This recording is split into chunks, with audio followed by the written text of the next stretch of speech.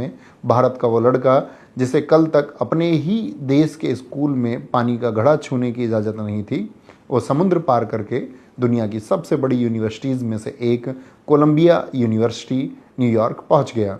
एक पल के लिए उस 22 साल के लड़के की मानसिक स्थिति की कल्पना कीजिए। जिस भारत देश में उसे इंसान नहीं माना जाता था और अचानक अमेरिका पहुंचकर वो देखता है कि एक ही बेंच पर गोरे छात्र बैठे हैं, उन्हीं के साथ वो बैठे हैं, कोई उससे उसकी जाति नहीं पूछ रहा, कोई उससे अछूत कहकर दूर नहीं भगा रहा।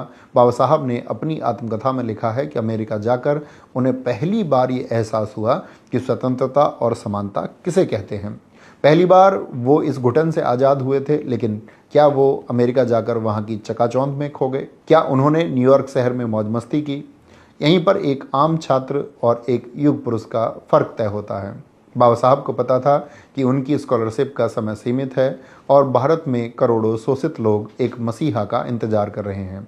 दोस्तों, कोलंबिया यूनिवर्सिटीज़ के रिकॉर्ड बताते हैं कि भीमराव नाम का वो छात्र सुबह 8 बजे जब लाइब्रेरी का दरवाज़ा खुलता था तो अंदर जाने वाला पहला इंसान होता था, और रात को जब लाइब्रेरी बंद होने की घंटी बजती थी तो बाहर निकलने वाला भी वो आखिरी इंसान होता था। आज का युवा जो हर छोटी छोटी बात पर संसाधनों का रोना रोता है, जो 4 घंटे पढ़कर थक जाता है और रील्स स्क्रॉल करने लगता है, उसे ये सुनना चाहिए। बाबा साहब ने खुद बताया कि वो कोलंबिया में रोज़ाना 18 से 21 घंटे पढ़ाई करते थे। उन्होंने 3 से 4 साल का सिलेबस दोगुनी क्लास करके महज 2 साल में ख़त्म कर दिया। एमए की डिग्री ली और फिर उसी कोलंबिया यूनिवर्सिटी से अर्थशास्त्र में पीएचडी कर डाली। उन्होंने दुनिया का हर विषय पढ़ना था। उन्होंने इकोनॉमिक्स पढ़ा, सोशियोलॉजी पढ़ा, पॉलिटिकल साइंस पढ़ा, एंथ्रोपोलॉजी पढ़ा। उनके अंदर ज्ञान की एक ऐसी भूख थी जिसे दुनिया की कोई लाइब्रेरी शांत नहीं कर पा रही थी। कोलंबिया के बाद वो नहीं रुके, वो सीधे पहुंचे इंग्लैंड के लंदन स्कूल ऑफ इकोनॉमिक्स में, लेकिन तभी अचानक बड़ौदा रियासत से उनकी स्कॉलरशिप का समय समाप्त हो गया। उनके पास पैसे खत्म हो गए। उन्हें बीच में ही अपनी पढ़ाई छोड़कर भारत वापस लौटना पड़ा। अगर कोई और होता तो शायद हार मान लेता, लेकिन वो अम्बेडकर जी थे। वो भारत आए और सेडेनहैम कॉलेज में प्रोफेसर बने और अन्य नौकरी की, पाई जोड़ी और फिर अपना बचा हुआ कोर्स पूरा करने के लिए 1920 में वापस लंदन स्कूल ऑफ इकोनॉमिक्स चले गए और वहाँ से उन्होंने 1923 में डीएससी डॉक्टर ऑफ साइंस की वो महान डिग्री हासिल की जो आज भी अच्छे अच्छे विद्वानों के बस की बात नहीं है। बाबा साहब ने अपनी इस अकल्पनीय मेहनत से पूरे भारत और दुनिया को यह साबित करके दिखाया कि बुद्धि किसी जाति की मोहताज नहीं होती। अगर एक बार किसी शोषित को बराबरी का अवसर अपॉर्चुनिटी मिल जाए तो वो पूरी दुनिया में अपनी मेधा का डंका बजा सकता है। साथियों, जब कोई नौजवान दुनिया की सबसे बड़ी यूनिवर्सिटीज़ से इतनी सारी डिग्रियां लेकर भारत लौटता है तो आप क्या उम्मीद करते हैं? आप सोचेंगे कि ढोल नगाड़ों से उसका स्वागत हुआ होगा, रेड कारपेट बिछाए गए होंगे। खुद सोचिए, जिस इंसान के पास 1917 के दौर में अमेरिका और लंदन की पीएचडी थी, जो उस समय भारत का शायद सबसे पढ़ा लिखा इंसान था, दरअसल बाबा साहब ने बड़ौदा रियासत के महाराज सयाजी गायकवाड़ के साथ एक एग्रीमेंट किया था कि पढ़ाई पूरी होने के बाद वो रियासत में सिविल सेवक, दीवान या रक्षा सचिव के रूप में अपनी सेवा देंगे। डिग्रियां हासिल करने के बाद बाबा साहब जब बड़ौदा स्टेशन पर ट्रेन से उतरे तो उन्हें लगा कि रियासत का इतना बड़ा अधिकारी आया है तो कोई उसे लेने स्टेशन पर आया होगा, लेकिन स्टेशन पर कोई नहीं था क्योंकि वो एक अछूत थे और कोई स्वर्ण ड्राइवर या कर्मचारी उन्हें लेने नहीं आना चाहता था। बाबा साहब ने सोचा कोई बात नहीं। उन्होंने स्टेशन से बाहर निकलकर रहने के लिए कोई जगह तलाशनी शुरू की। उन्हें पता था कि कोई भी हिंदू धर्मशाला या होटल उन्हें कमरा नहीं देगा। बहुत भटकने के बाद में उन्हें एक पारसी धर्मशाला मिली। पारसी धर्म में जाति व्यवस्था नहीं होती, इसीलिए उन्होंने सोचा कि यहाँ उन्हें इंसान समझा जाएगा। उन्होंने एक पारसी नाम रखकर वहाँ के एक गोदाम जैसे कमरे को ले लिया, जिसे आप स्टोर रूम कह सकते हैं। लेकिन इस जाति व्यवस्था की जड़ें कितनी गहरी हैं, इसका अंदाज़ा लगाइए। 11वें दिन 10 से 15 पारसी युवकों की एक हथियारबंद भीड़ लाठी डंडे लेकर उनके दरवाजे पर आ गई। वो चिल्ला रहे थे कि एक अछूत हमारी धर्मशाला में कैसे आ गया, तुमने हमारी धर्मशाला अपवित्र कर दी। बाबा साहब ने उनसे पूछा कि आपके धर्म में तो जाति पाति जैसी चीज़ें नहीं हैं, फिर यह कैसा बर्ताव है? उन लोगों ने कहा हमें ये सब नहीं पता, और उन्होंने शाम तक बाबा साहब को कमरा खाली करने का अल्टीमेटम दे दिया। अब उनके पास रहने के लिए छत नहीं थी, तो बाबा साहब ने अपने एक बहुत पढ़े लिखे प्रगतिशील हिंदू दोस्त से पूछ लिया कि क्या मैं कुछ दिन तुम्हारे घर रह सकता हूँ। उस दोस्त ने कुछ देर चुप रहने के बाद कहा, मुझे तो कोई दिक्कत नहीं है, लेकिन मेरे घर के नौकर काम छोड़ देंगे और बवाल हो जाएगा। फिर उन्होंने अपने एक ईसाई दोस्त से मदद मांगी। उसने भी यही कहा कि मेरी पत्नी इस बात पर भड़क जाएगी कि एक अछूत हमारे घर में कैसे आ गया। और उसी रात बाबा साहब ने अपनी डायरी में वो कड़वा सच लिखा जो आज के हर नौजवान को सुनना चाहिए। उन्होंने लिखा कि जो हिंदू के लिए अछूत है वो पारसी के लिए भी अछूत है और वो ईसाई के लिए भी अछूत है। लेकिन सबसे बड़ी चोट अभी बाकी थी, जब बड़ौदा के रक्षा सचिव मिलिट्री सेक्रेटरी के इतने बड़े पद पर बैठे डॉक्टर अंबेडकर अपने ऑफिस जाते थे तो उनका अपना ही चपरासी, जो उनसे पद में बहुत नीचा था, उनके हाथ में फाइल नहीं देता था। वो दूर से ही इन फाइलों को टेबल पर फेंक कर मारता था ताकि गलती से भी वो बाबा साहब को छू ना लें और अपवित्र ना हो जाए। ऑफिस में जो कालीन बिछा था उसे भी हटा दिया जाता था ताकि बाबा साहब के पैर उस पर ना पड़े। पीने का पानी भी अछूतों के लिए अलग से रखा जाता था। आज जो लोग मेरिट और काबिलियत का रोना रोते हैं, मैं उनसे एक सवाल पूछता हूँ, दुनिया की सबसे बड़ी यूनिवर्सिटी से पीएचडी करके आया वो इंसान जो पूरे ऑफिस में सबसे काबिल था, क्या उसकी मेरिट ने, क्या उसकी डिग्रियों ने उसके सम्मान को बचा लिया? नहीं। क्योंकि इस देश का सबसे कड़वा सच यही है कि अगर आपके पैरों में जाति की बेड़ियां पड़ी हैं तो आपकी बड़ी से बड़ी डिग्री भी समाज की नज़रों में उस कागज की फाइल से ज़्यादा अहमियत नहीं रखती जिसे चपरासी दूर से फेंक कर मारता था। यही वो दिन था जब बाबा साहब को यह समझ आ गया कि सिर्फ अपने लिए पढ़ लिख कर विदेश भाग जाना या अच्छी नौकरी कर लेना कोई सफलता नहीं है। जब तक करोड़ों लोगों के माथे से इस अछूत शब्द का कलंक नहीं मिटेगा तब तक व्यक्तिगत सफलता का कोई मतलब नहीं है। और यहीं से जन्म हुआ एक ऐसे विद्रोही का जिसने आगे चलकर इस पूरे सिस्टम की ईंट से ईंट बजाने की कसम खा ली। बड़ौदा के उस अपमान ने बाबा साहब के अंदर एक वैचारिक ज्वालामुखी पैदा कर दिया था। उन्हें यह समझ आ गया था कि यह लड़ाई बंद कमरों में बैठकर या सिर्फ डिग्रियां लेकर नहीं जीती जा सकती। इस सिस्टम की जड़ों पर बाहर निकलकर चोट करनी होगी। और फिर इतिहास में एक ऐसा दिन आया जिसने भारत के सामाजिक ताने बाने को हमेशा के लिए हिला कर रख दिया। साल था 1927, तारीख थी 20 मार्च। महाराष्ट्र का महाड़ शहर और वहाँ का चवदार तालाब। जरा उस दौर की मानसिकता की कल्पना कीजिए। उस चवदार तालाब का पानी जानवर भी पी सकते थे, कुत्ते बिल्लियां सब उस पानी को पी सकते थे, उसमें मुंह मार सकते थे। लेकिन अगर इंसान के रूप में पैदा हुआ कोई अछूत उस पानी को छू ले तो वह तालाब अपवित्र हो जाता था। बाबा साहब ने हजारों शोषितों के साथ उस तालाब की तरफ कूच किया। जब उन्होंने झुककर अपने हाथों से उस चवदार तालाब का पानी उठाया और उसे पिया तो यकीन मानिए वो सिर्फ अपनी प्यास नहीं बुझा रहे थे, वो सदियों से सोए हुए एक पूरे समाज का आत्मसम्मान जगा रहे थे। यह लड़ाई सिर्फ 2 घूंट पानी की नहीं थी, यह इंसान को इंसान होने का हक दिलाने की लड़ाई थी। लेकिन बात सिर्फ तालाब तक सीमित नहीं थी। बाबा साहब एक बहुत बड़े विद्वान थे, एक स्कॉलर थे जो जानते थे कि यह छुआछूत, यह नफरत किसी एक इंसान के दिमाग की उपज नहीं है। इसके पीछे एक पूरी व्यवस्था है, एक पूरा ढांचा है। और फिर आई वो ऐतिहासिक तारीख 25 दिसंबर 1927। महाड़ में ही डॉक्टर अंबेडकर ने हजारों लोगों के सामने मनुस्मृति को आग लगा दी। आज भी बहुत से लोग, बहुत से युवा मुझसे सवाल पूछते हैं कि सर, एक इतने बड़े विद्वान इंसान को बीच चौराहे पर एक किताब जलाने की क्या जरूरत थी? एक शिक्षक के नाते आज मैं आपको इस बात का जवाब देता हूँ, जरूरत थी। क्योंकि बाबा साहब की नज़र में मनुस्मृति सिर्फ कोई आम किताब नहीं थी, वो एक ऐसा ग्रंथ था जो जाति आधारित ऊंच नीच को और महिलाओं के खिलाफ होने वाले भेदभाव को धार्मिक मान्यता देता था और उसे सही ठहराता था। ये उस भयानक सामाजिक गुलामी का संविधान थी जो हर तरीके से शोषितों और दलितों पर अत्याचार का समर्थन करता था। खुद बाबा साहब ने उस दिन कहा कि जैसे गांधी जी ने विदेशी कपड़ों को जलाकर इस देश की राजनीतिक गुलामी का विरोध किया था, वैसे ही मेरे द्वारा इस किताब को जलाना इस देश की सामाजिक गुलामी का विरोध है। यह एक प्रतीकात्मक विद्रोह था। ये इस बात का खुला ऐलान था कि अब हम उन नियमों को नहीं मानेंगे जो हमें इंसान नहीं समझते। और मेरे साथियों, इस ऐतिहासिक घटना का एक सबसे खूबसूरत सच मैं आज आपको बताता हूँ। जब बाबा साहब इस कार्यक्रम के लिए ज़मीन तलाश रहे थे तो सवर्णों ने उन्हें अपनी ज़मीन देने से साफ मना कर दिया था। जानते हैं तब क्या हुआ था? तब एक मुस्लिम व्यक्ति जिनका नाम फतेह खान था, उन्होंने अपनी निजी ज़मीन बाबा साहब को दी थी और उसी ज़मीन पर बाकायदा हजारों की संख्या में बाबा साहब के समर्थक जमा हुए। एक हवन कुंड बनाया गया और उसमें उस सामाजिक गुलामी के प्रतीक को जलाया गया। आपको एक बात और जानकर हैरानी होगी कि जब मनुस्मृति जलाई जा रही थी तो उस समय महाराष्ट्र के एक चित्त पावन ब्राह्मण गंगाधर नीलकंठ सहस्त्रबुद्धे नाम के एक सामाजिक कार्यकर्ता भी थे, जिन्होंने इस मनुस्मृति की प्रतियां जलाईं। ये इतिहास हमें बताता है कि शोषितों का दर्द हमेशा एक रहा है। जब व्यवस्था आपको इंसान मानने से इनकार कर दे तो उस अमानवीय व्यवस्था को खारिज कर देना ही सबसे बड़ी क्रांति होती है।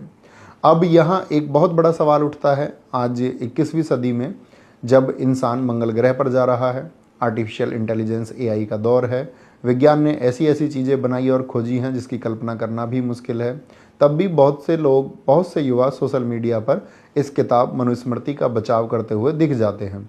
वो भड़क जाते हैं कि हमारे एक पवित्र ग्रंथ को क्यों जलाया गया। कुछ लोग ये भी कहते हैं कि इसे तो अंग्रेज़ों ने बदल दिया था, इसमें तो सब अच्छा लिखा था। एक शिक्षक होने के नाते मेरा काम भावनाओं में बहना नहीं बल्कि तथ्यों पर बात करना है। जो लोग इसका बचाव करते हैं, मैं 100% गारंटी के साथ कहता हूं कि उनमें से 99% लोगों ने इसे कभी पढ़ा ही नहीं है। जरा तर्क की कसौटी पर परखिए। स्मृति का मतलब होता है इंसान की याददाश्त के आधार पर लिखा गया कानून। यह कोई श्रुति, ईश्वरीय ज्ञान जैसे वेद नहीं है। यह उस दौर का पिनल कोड या संविधान था। और मैं आपको आज हवा में नहीं बल्कि प्रमाण के साथ बताता हूं कि बाबा साहब ने इसे क्यों जलाया। जरा मनुस्मृति के कुछ श्लोकों पर गौर कीजिए जो पीढ़ियों तक इस देश की रगों में जहर बनकर दौड़े। पहला प्रमाण अध्याय 8 श्लोक 270। इसमें साफ लिखा है, यदि कोई शूद्र यानी आज के SC ST OBC किसी सवर्ण द्विज को कठोर शब्द बोल दें तो उसकी जीभ काट लेनी चाहिए। दूसरा प्रमाण अध्याय 10 श्लोक 129। यह श्लोक कहता है कि एक शूद्र को धन, रुपया, पैसा इकट्ठा करने का अधिकार नहीं है, भले ही वो कितना भी योग्य क्यों ना हो, क्योंकि एक धनवान शूद्र ब्राह्मणों को कष्ट देता है। तीसरा प्रमाण अध्याय 2 श्लोक 31। इसमें नाम रखने का नियम बताया गया है कि सवर्णों के नाम शुभ होने चाहिए, लेकिन एक शूद्र का नाम ऐसा होना चाहिए जिससे निंदा और सेवा का भाव झलके। चौथा प्रमाण अध्याय 9 श्लोक 3। यह सिर्फ जाति ही नहीं, हमारी आधी आबादी महिलाओं के खिलाफ था। श्लोक कहता है, न स्त्री स्वातंत्र्यमा अर्हति, यानी महिला कभी स्वतंत्रता के योग्य नहीं है। बचपन में पिता के अधीन, जवानी में पति के और बुढ़ापे में बेटे के अधीन। अब आप खुद अपने सीने पर हाथ रखकर बताइए, जो किताब इस देश के करोड़ों मेहनतकश किसानों, शोषितों और महिलाओं को धन रखने का अधिकार न दे, उन्हें नाम का सम्मान न दे और महिलाओं को आज़ादी न दे, क्या उस किताब को पवित्र मानकर माथे से लगाया जाना चाहिए? मैं यह नहीं कहता हूं कि इस किताब का हर पन्ना गलत है। इसमें समाज को चलाने के कुछ अच्छे नियम भी हैं। एक सच्चा शिक्षक और तार्किक व्यक्ति वो नहीं है जो सिर्फ एक पहलू दिखाए। इसीलिए आज इस किताब के उन पन्नों को भी पलटते हैं जिनकी वजह से इसके प्रशंसक इसका बचाव करते हैं। क्या इस किताब में सब कुछ बुरा ही लिखा है? बिल्कुल नहीं। आप इस मनुस्मृति को गहराई से पढ़ें तो आपको इस समाज को चलाने के लिए कई बहुत ही शानदार और नैतिक नियम भी मिलेंगे। जरा इन 4-5 श्लोकों पर गौर कीजिए। पहला, यत्र नार्यस्तु पूज्यन्ते रमन्ते तत्र देवता। अध्याय 3 श्लोक 56, यानी जहाँ स्त्रियों की पूजा या सम्मान होता है वहाँ देवताओं का वास होता है। दूसरा, सत्यम ब्रूयात प्रियम ब्रूयात न ब्रूयात सत्यम प्रियम। अध्याय 4 श्लोक 138, यानी हमेशा सत्य बोलो और प्रिय बोलो, लेकिन ऐसा सच मत बोलो जो दूसरों को अनावश्यक ठेस पहुंचाए। तीसरा, माता पिता और गुरु के सम्मान के लिए इसमें लिखा है कि जो व्यक्ति इन तीनों की सेवा करता है उसे किसी और तपस्या की जरूरत नहीं। अध्याय 2 श्लोक 227 से 228। चौथा, पर्यावरण की रक्षा के लिए इसमें साफ नियम है कि बहते हुए पानी या नदी में मल मूत्र त्यागना और उसे गंदा करना पाप है। अध्याय 4 श्लोक 56। अब जो इंसान सिर्फ इन श्लोकों को पढ़ेगा तो वो यही कहेगा ना कि अरे ये तो दुनिया की सबसे बेहतरीन किताब है, इसे क्यों जलाया गया। और यहीं पर बात आती है उस बदलाव की जिसका दावा बहुत से लोग करते हैं। कई विद्वानों का और गुरुकुल कांगड़ी विश्वविद्यालय हरिद्वार के पूर्व कुलपति प्रोफेसर सुरेंद्र कुमार, जिन्होंने मनुस्मृति पर बहुत गहरा शोध किया है और विशुद्ध मनुस्मृति नाम से किताब भी लिखी है, जिसमें उन्होंने यह दावा किया है कि मनुस्मृति के कुल 2685 श्लोकों में से 1471 श्लोक बाद में जोड़े गए और केवल 1214 श्लोक ही असली हैं। बाद में जोड़े गए श्लोकों को प्रक्षिप्त कहा जाता है। ऐसे विद्वानों का मानना है कि असल मनुस्मृति एक सभ्य समाज की बात करती थी। उनका तर्क है कि जब भारत में अंग्रेज आए तो उन्होंने फूट डालो और राज करो की नीति के तहत अपने फायदे के लिए इस ग्रंथ के अनुवादों में छेड़खानी की और कुछ ऊंची जाति के लोगों के साथ मिलकर इसमें बहुत से ऐसे श्लोक बाद में जोड़ दिए गए जिन्होंने समाज को बांट दिया। अब सवाल यह है कि बाबा साहब जैसे इतने बड़े विद्वान जिन्होंने 50,000 किताबें पढ़ी हों, क्या उन्हें मनुस्मृति की ऐसी अच्छी बातों का पता नहीं होगा? बिल्कुल पता था। बाबा साहब कोई अंधे विरोधी नहीं थे। वो मानते थे कि इसमें कुछ अच्छे नैतिक नियम हैं, लेकिन मेरे साथियों, बाबा साहब ये भी जानते थे कि कोई भी संविधान या कानून की किताब सिर्फ अपनी अच्छी बातों से नहीं बल्कि अपने सबसे खतरनाक बातों के लिए पहचानी जाती है। जरा सोचिए, एक किताब कहती है नारियों का सम्मान करो और दूसरी तरफ उसी किताब के अध्याय 9 श्लोक 3 में लिखा है न स्त्री स्वातंत्र्यम अर्हति, यानी महिला कभी आज़ादी के लायक नहीं है। एक तरफ किताब कहती है कि सत्य और प्रिय बोलो और दूसरी तरफ अध्याय 8 श्लोक 270 में लिखा है अगर एक शूद्र किसी स्वर्ण को कठोर शब्द बोल दे तो उसकी जीभ काट लेनी चाहिए। अगर एक सेब में आधे हिस्से पर जहर का इंजेक्शन लगा दिया गया हो तो क्या आप उसे सिर्फ इसलिए खाएंगे क्योंकि उसका बाकी का हिस्सा मीठा है? नहीं, आप उस जहरीले सेब को फेंक देंगे। बाबा साहब ने किसी धर्म का अपमान नहीं किया था। बाबा साहब ने उस 2000 साल पुराने उस जहरीले सेब को उस पुराने पीनल कोड को जलाकर राख किया था ताकि इस देश में एक नया न्यायपूर्ण और बराबरी का संविधान लिखा जा सके। उन्होंने एक ऐसी ज़मीन तैयार की जहां पैदा होने से नहीं बल्कि काबिलियत से इंसान की पहचान हो। मैं भी आपको ऐसी ही इंसानियत को समझाने की कोशिश कर रहा हूं। हो सकता है अंग्रेज़ों ने उसमें जहर मिलाया हो या सदियों की कुरीतियों ने, लेकिन वो जहर इस देश के करोड़ों शोषितों और महिलाओं की जान ले रहा था। बाबा साहब ने उस दिन किसी धर्म का विरोध नहीं किया था, उन्होंने उस जहरीली व्यवस्था का विरोध किया था। और मेरे प्यारे साथियों, आज मैं आपसे भी यही कहूँगा, आप सिर्फ नवीन सर के कहने या किसी यूट्यूब वीडियो को देखकर मेरी बात को मत मान लीजिए। व्हाट्सएप, यूनिवर्सिटीज़ और इंटरनेट की अफवाहों से बाहर निकलिए। आप खुद अध्ययन कीजिए, खुद किताबें पढ़िए। अब बहुत से मेरे युवा साथी सोचेंगे कि मनुस्मृति पता नहीं कितने हजारों पन्नों की कोई विशाल किताब होगी जिसे पढ़ना नामुमकिन है। नहीं मेरे साथियों, इस किताब में कुल 12 अध्याय और लगभग 2600 श्लोक हैं। अगर आप अपने मोबाइल पर रोज़ 2 घंटे रील्स स्क्रॉल करके अपना समय बर्बाद करना बंद कर दें तो आप इंटरनेट से इसे मुफ्त में डाउनलोड करके या 100 से 200 रुपये की किताब खरीद कर महज हफ्ते 10 दिन में इसे पूरा पढ़ सकते हैं। और मैं चाहता हूँ कि आप इसे पढ़ें, क्योंकि जब आप खुद पढ़ेंगे तभी आप अपने लॉजिक और अपने दिमाग से व्हाट्सएप यूनिवर्सिटी के झूठ का खंडन कर पाएंगे। और जब आप पढ़ेंगे कि उस व्यवस्था ने महिलाओं के लिए क्या लिखा था, तब जरा आज के भारत को देखिएगा। जिस सड़ी गली सोच ने कहा था कि शोषित वर्ग और महिलाओं को आज़ादी या धन का अधिकार नहीं है, आज उसी व्यवस्था की छाती पर पैर रखकर हमारे समाज की बेटियां इतिहास रच रही हैं। आज देश के सर्वोच्च पद पर आदिवासी समाज से आने वाली हमारी महामहिम राष्ट्रपति द्रौपदी मुर्मू जी विराजमान हैं। दलित समाज से आने वाली कल्पना सरोज जी का नाम कभी गूगल पर पढ़िएगा। जिस लड़की की बाल विवाह और गरीबी ने जान लेने की कोशिश की, आज वो अपने दम पर करोड़ों रुपए की कंपनी की मालकिन है और भारत सरकार ने उन्हें पद्मश्री से नवाजा है। दलित समाज से आने वाली आज हजारों बहन बेटियां IAS, IPS पायलट बनी हैं और सेना में अपनी सेवाएं दे रही हैं। ये महिलाएं इस बात का जीता जागता सबूत हैं कि जब इस शोषित वर्ग को बाबा साहब के संविधान से अवसर, अपॉर्चुनिटी मिलता है तो ये आसमान चीर कर रख देते हैं। और मैं आपसे एक बहुत गहरी बात कहना चाहता हूँ।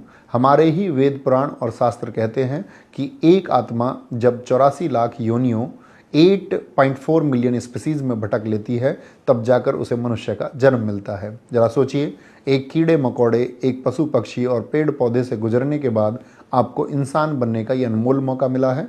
तो मेरे साथियों, क्या ये 84 लाख जन्मों की तपस्या आपने इसलिए की थी कि आप इस धरती पर आकर किसी को नीची जाति का कहकर गालियां दे या किसी इंसान के छूने भर से अपवित्र हो जाए? अगर 84 लाख योनियों का सफर तय करने के बाद भी आपके दिमाग में जात पात और ऊंच नीच का ये कचरा भरा है तो माफ कीजिएगा, आपका ये जन्म व्यर्थ है। आप अभी इंसान नहीं बन पाए हैं।